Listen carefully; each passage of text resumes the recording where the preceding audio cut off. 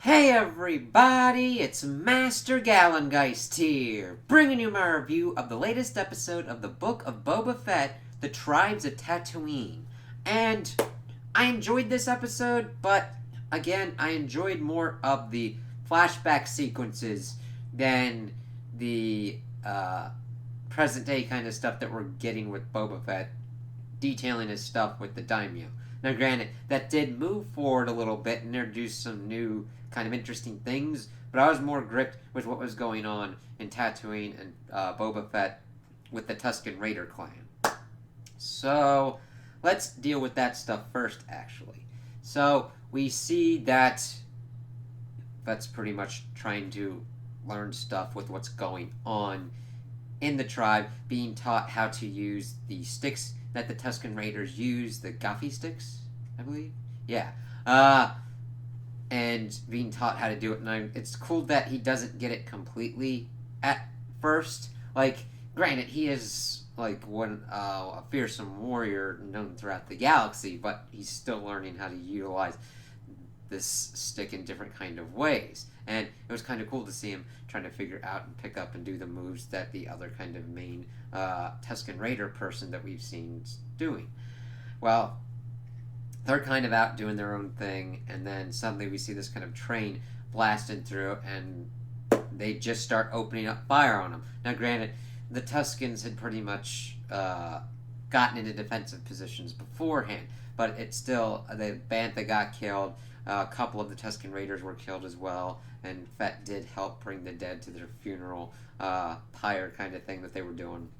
And Fett didn't like this. He did see later on like a group of speeder bike people going by, and so he's like, all right, I kind of got a plan. So he goes to pretty much the head and says, hey, listen, give me a stick, give me a gun, I'll be back by morning to do some shit.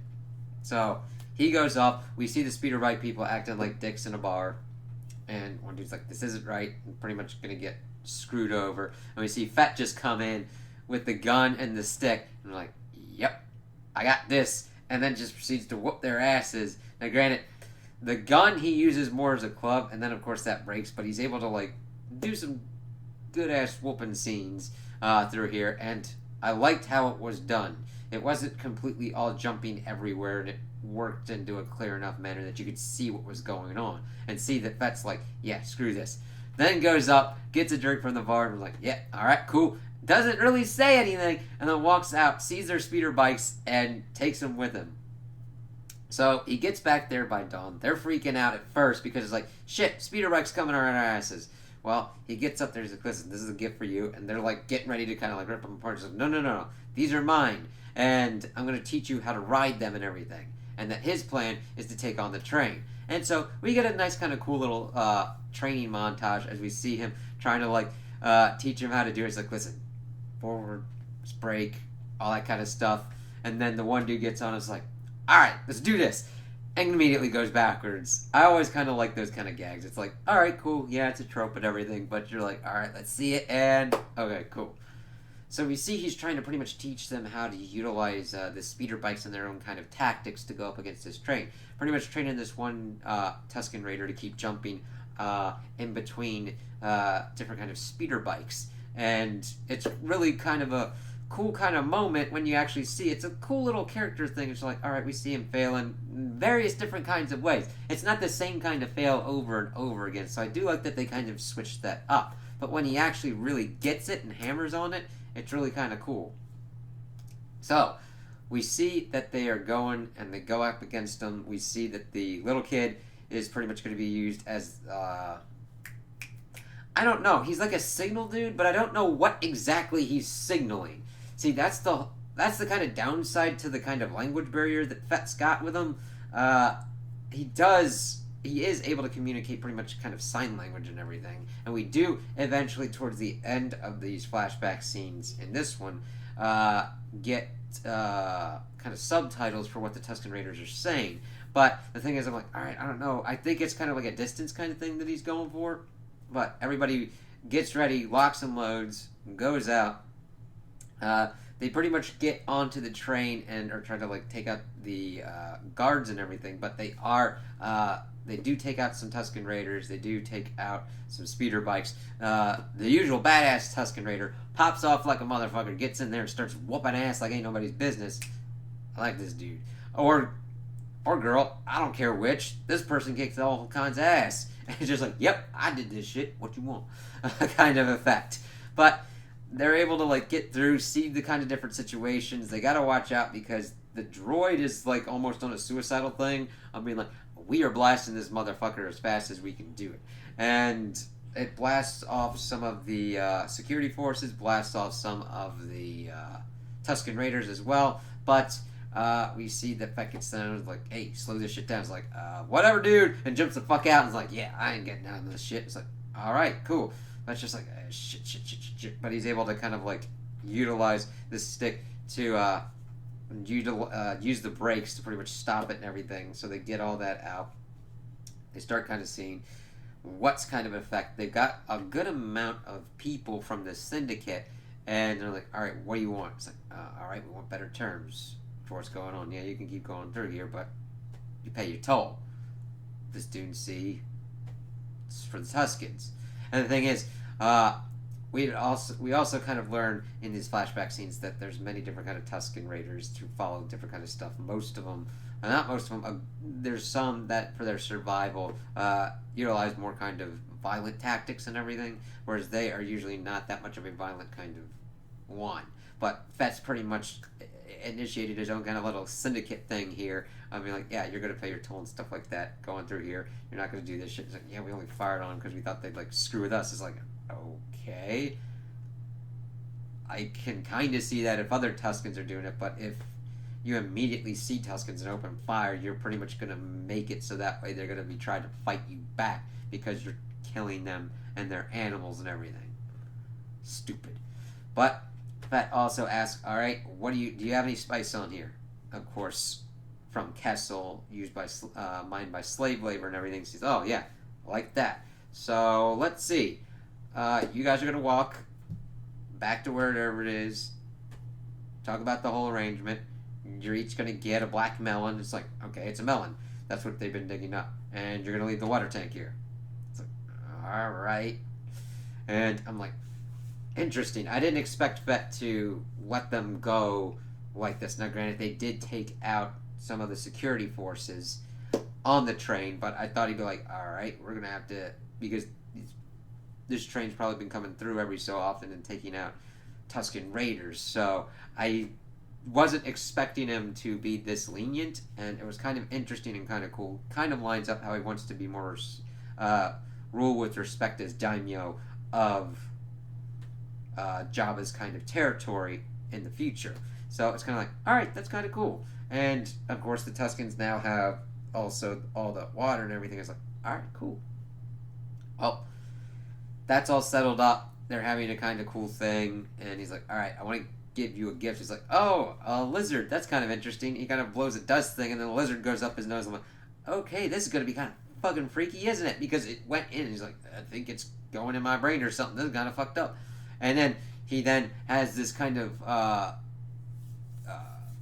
like dream walk kind of thing where he like sees all these things from his past, like his father, everything with the Sarlacc, water and a tree and everything. It's like, holy shit, this was kind of freaky. And then he comes back in, he found a tree branch and everything and brought it back. And then the dude opens up the like cage, the little thing that the lizard was in, and then it fucking shoots out of him. And it's like, whoa, okay, was not expecting that shit. And they're pretty much welcoming him into the tribe. He gives off the branch. He then gets wrapped up into this black kind of outfit that is similar to the badass Tusken Raider that we've seen. And also, that is a nice kind of hallmark. I'm like, okay, it's interesting that Boba Fett's got like this black kind of thing going on. I kind of like that we have a story explanation of why he would have his armor over this when he's usually had kind of like the white kind of undersheath, if you want to call that for his armor. So it's like, alright, cool.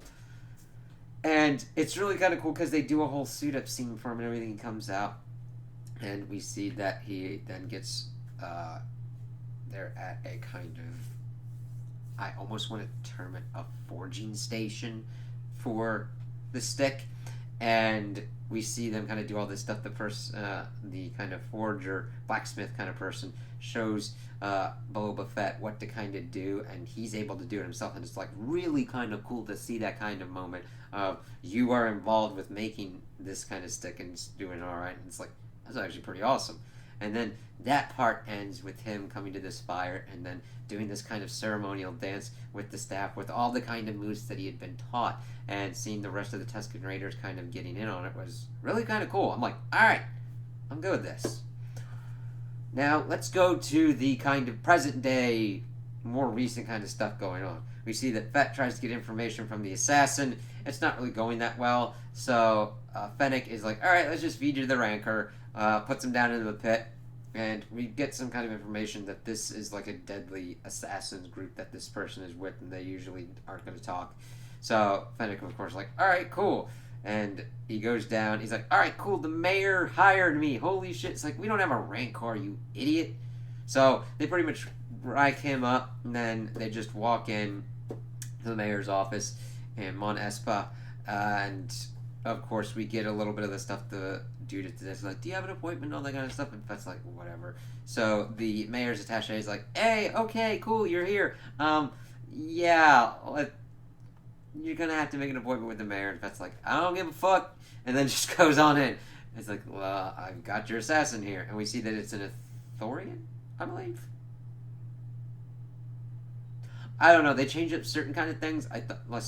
But they've got a translator and everything, and it's like, oh, okay, cool, welcome, and all that, and kind of like, yeah, I'm just here to return your assassin and figure out why the fuck you sent one for me. So, you're not quite in on what you should be.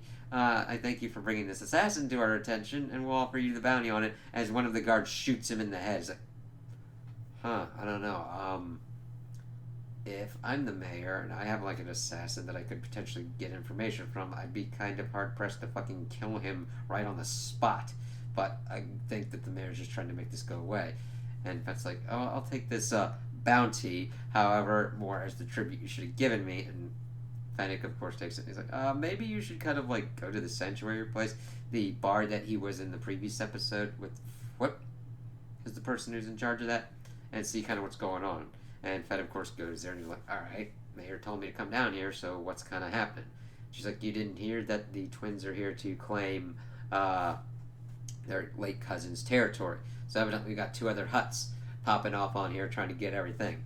So they hear the whole litter thing and everything, and they go outside and we see the twins, and one's male, one's female. It's kind of cool because I always kind of wondered, and it's nice to kind of see like a visual kind of see them visually to see kind of what the differences are. And they're like, yeah, this is our stuff. Screw you, Fett. Essentially. They're like, no, we don't have to get all dirty and everything and violent, but we got it. They make it... The mayor was a little bit more thinly veiled with their threats. These are just kind of like the barest... Not the barest hint. It's like the barest hint to civility and politeness. It's like, and that they bring forth their kind of like champion dude. And at first, I didn't understand like this crazy ass looking Wookiee. I'm like, okay, cool. But evidently, Fett and this Wookiee have met before and everything. It's like, okay, I'm interested to see what's going on. That they've actually like worked together and all that. So I'm like, all right, cool. And I think that's about where that part ends. So like, all right, we got to keep our eyes out. They also had to ask permission to take out the huts to kill him. So Fennec brought that up. I was like, all right, fine, we'll have to think about what's going on, get information that we need to and kind of deal with it. So I did like it's like, all right, we got other players in the game dealing with this. It's really weird that I'm more liking the flashback scenes than the present day stuff, but that's what happens when you're technically juggling two stories at once. Granted, I do believe that the Tusken Raiders in the past will eventually factor into Boba Fett's plans of taking over this territory, whether he asks for their kind of alliance and help in some kind of battle or assault or some kind of like thing to like help him cement his place of control and power. Yes, but that's kind of what happens when you kind of like divvy up the story into these two kind of separate kind of instances. So we'll kind of have to see how that goes. I do hope that eventually that I'll get more kind of interested, more kind of going with the stuff going on with Boba Fett trying to be daimyo, because there's a lot of potential there, and I do like the potential that we've seeded that he's got to fight Jabba the Hutt's cousins for this. His cousins? Well, Jabba was their cousin, so yeah. So that does have an interesting kind of thing going on. Of course, the Wookiee introduces some crazy ass shit too, so we'll see kind of how this kind of works out. So those are my opinions on the episode. Tell me what you guys think in the comments below. If you liked it, if you didn't like it, if you agree with me, if you disagree with me. Also, like and subscribe, and I hope you have a good day.